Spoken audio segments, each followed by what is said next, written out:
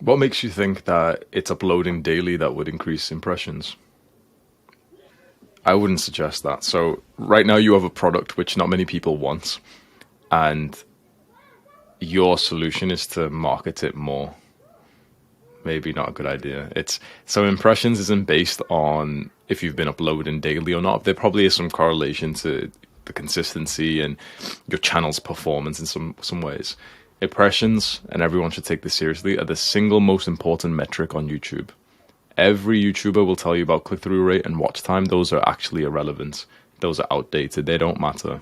If you get 100 times more impressions, that's what will make the difference in your channel. Click-through rate, watch time, those things can be argued. I've got videos that have got 4 million views and the click-through rate is 3%. I've got videos that have got 2 million views and the watch time is like 9% retention. If there's such an outlier to the fact, then clearly it's not the most important metric. So impressions are the most important metric.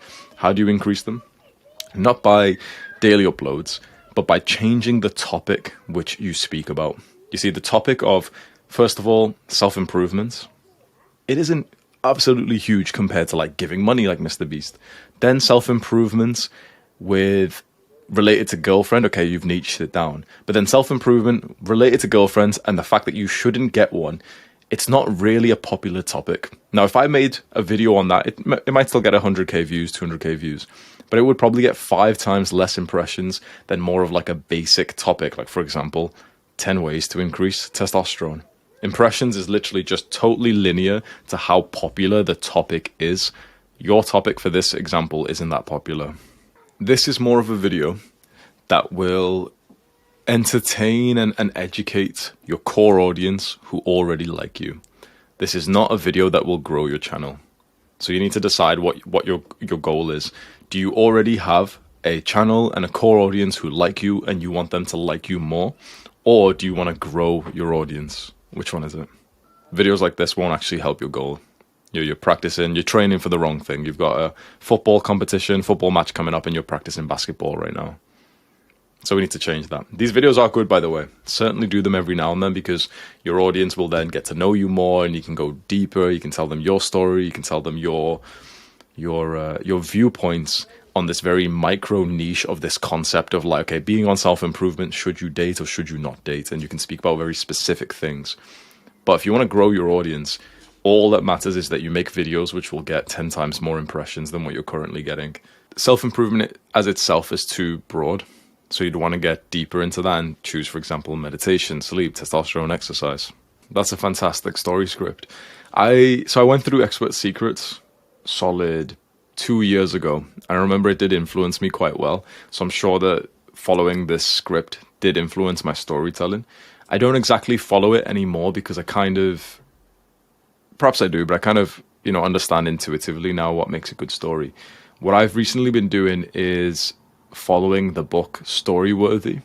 At first I read a little bit of that and I didn't like it, but now that I've been reading it again, it is actually powerful. The book is Storyworthy. And I'll just briefly tell you that there's something you can integrate to the same Expert Secrets. It's to understand that your story is all about a 5-second moment.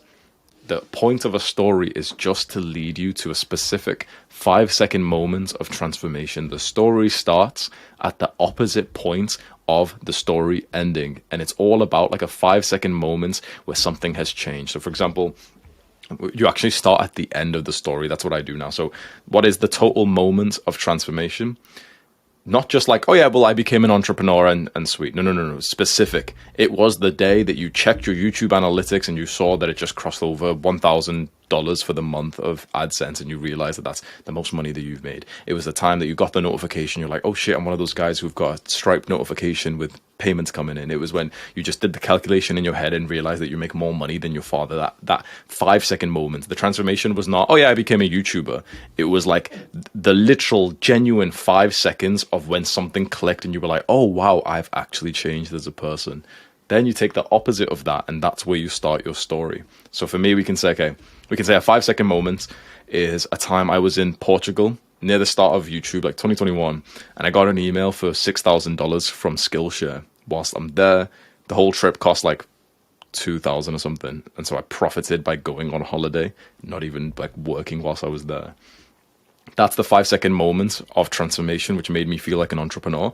The start of that, what's the opposite of that? We can say it's a specific moment when I'm sat inside of work 2 years earlier in my full-time job. We can also say it's a specific moment 1 year earlier when I'm trying all these different businesses and I'm feeling frustrated that on this one particular day I woke up and just smoked weed all day, and at nighttime I was really disappointed in myself. So you still follow what you've said with expert secrets, but if you just want to like level that up one more, think about the 5-second moment that you'll talk about.